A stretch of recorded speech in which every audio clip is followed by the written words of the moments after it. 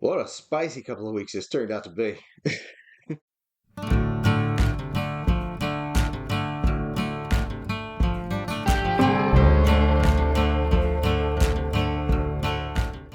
Hey there, y'all. It's Wednesday, and you know we're going to talk about the addiction.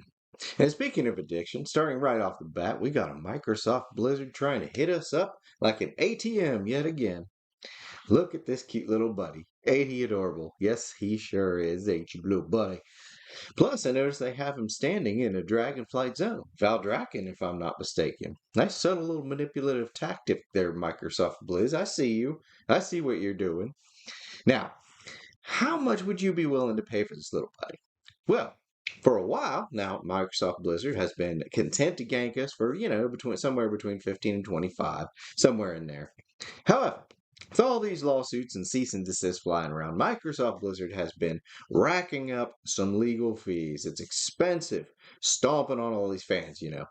And y'all know Microsoft ain't going to open up its pockets to a subsidiary. Oh, hell no. So, Microsoft Blizz needs some cash. How about 75 bucks? Yep, I'm afraid that's the price tag.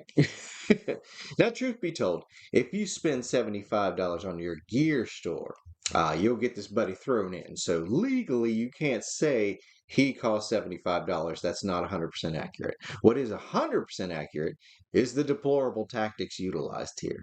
You know the few people you got left playing are addicted. You know they're going to open up their bank accounts for an adorable little doodad like this, so you just go ahead and take advantage of it. It's not like you're doing anything different from any other soulless money-grubbing corporation out there, so you're beyond reproach, right? Whatever. Still, oh, that little buddy's freaking adorable, and he's totally farming that goodwill Dragonflight cultivated. Damn you, Microsoft Blizz. Moving on, though. In other news, I'm sure you all have seen the cease and desists and RICO lawsuits flying all over. Microsoft Blizz trying to shut down, well, basically every private server out there. There was a small part of me that thought maybe, just maybe, they were in fact planning on producing their own Classic Plus. There was precedent. They saw how successful launching their own Classic and Season of Discovery was, pretty much saved their bottom line for a time there. Plus, it was implied by the Season of Discovery team they had things in the works. Everyone suspecting it was Classic Plus, which would be a natural progression from Season of Discovery. However, I remain unconvinced, and my reasons remain the same. I just don't see them having the staff to do such a thing. Now, you can make the argument, well, these tiny little private servers with their pure volunteer workforce pull it off. Yeah, but there's passion behind those things. And you really can't quantify the logistical impact of passion except to say it's a lot. There's no part of me that believes Microsoft Blizz employees still have passion, not on the level of a private server. The folks at Microsoft Blizz are corporate assets, constantly looking over their shoulder when they might get canned just because the execs need to show a profit on quarter 4. They're hamstrung by constant meetings over nothing, corporate dictation on how they do their job, so on and so forth. Yes, I've worked corporate jobs. Why do you ask? Anyhow, private server folks are volunteers. They write the code in their own homes, listen to whatever music they want, work as long or short as they want, clock in and out whenever, and there's zero chance of them getting canned out of nowhere to bolster a spreadsheet. It's a night and day difference in work environment. Plus, private server volunteers believe in what they're doing. They're listening to the fans, and they themselves are fans, so there's a commonality to that mindset. This, the private server, is what the people want, and the people themselves are working to deliver that. So no, I'm not holding my breath for an official Microsoft Blizz Classic Plus. It's possible, but unlikely. If I were to imagine a scenario, I'd say the classic Season of Discovery folks had a roadmap that was butchered by corporate demands and expectations. Efforts to produce same were slowing to a crawl, and maybe they saw an out if they could seize Turtle Wow's assets and recode them as their own, thereby bypassing an immense amount of time and effort. Yeah, maybe. Now, the legality of this move is murky, but then again, it's big Microsoft Blizz with their high-end corporate lawyers in Los Angeles. And if we know anything about the law, it's that the rich guy wins, so it's entirely possible they felt this strategy could pan out. But what about the loss of goodwill if Microsoft Blizz just copy-pasted Turtle Wow's work and put it out as their own, you say? Come on. What goodwill? Microsoft Bliss knows beyond the shadow of a doubt their goodwill is utterly gone, maybe forever. That, I believe, is why Metzen and Holly Longdale canceled their big hype show for Gamescom. I think they read the room and were just like, I don't want to do this, forget it. So, no, I don't think Microsoft Bliss would give even a passing thought to the icky reputation they cultivate stealing private servers' work and passing it off as their own. However, this all hinges on Turtle Wow and whoever else Microsoft Bliss sues trying to gain ownership of the work. It all hinges on these private servers caving and handing over the goods. What happens then if a private server responds to the litigation with a resounding middle finger? I mean, what happens beyond me just giving them a round of applause and hillbilly giggles, that is. Well, we'll see, but that's exactly what we got on our hands with not one, but two private servers.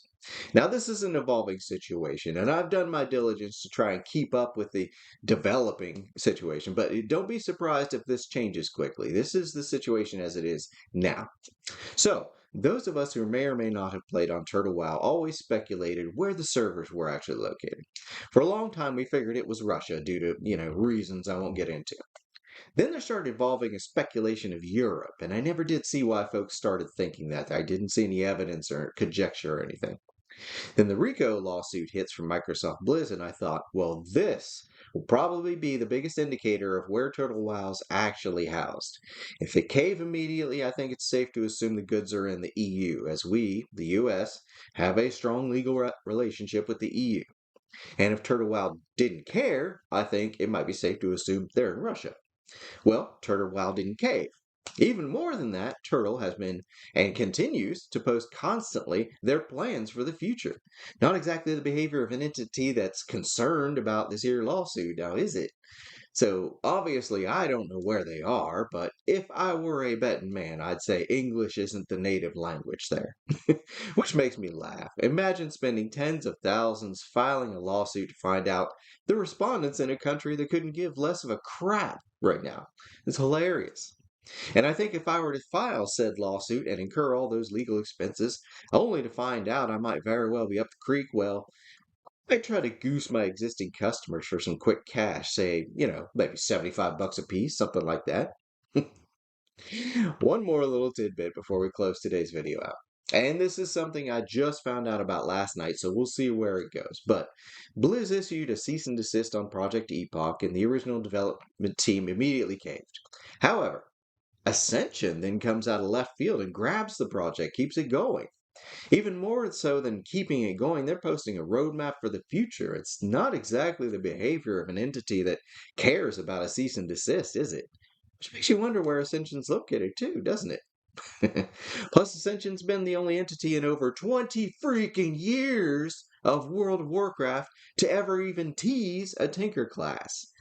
Still not out at the time of this writing, as far as I know. Plus, I think it was planned to be locked behind a donation or something.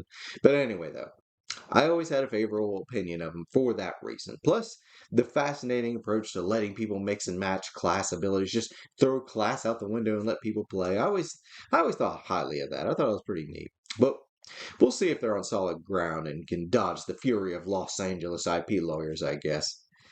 Well, that's assuming Microsoft Bliss gets enough people to buy a $75 pet. I'm kidding. I'm just being sassy. Don't mind me. Anyway, though, that's about all I got for this here Wow Wednesday. I hope I entertained y'all. Thank y'all for tuning in and welcome all the new faces. Glad to have you. Feel free to subscribe if you're watching. I put out several videos a week on a wide variety of stuff, so there's bound to be something of interest to you. Now it's hump day, y'all. We're on the downslide. Hang in there. Take care, everybody. Drink some water, get some exercise, put in a good movie, watch a cartoon, read a comic, roll some dice, gather around the table, make some memories, and as always, have a good one.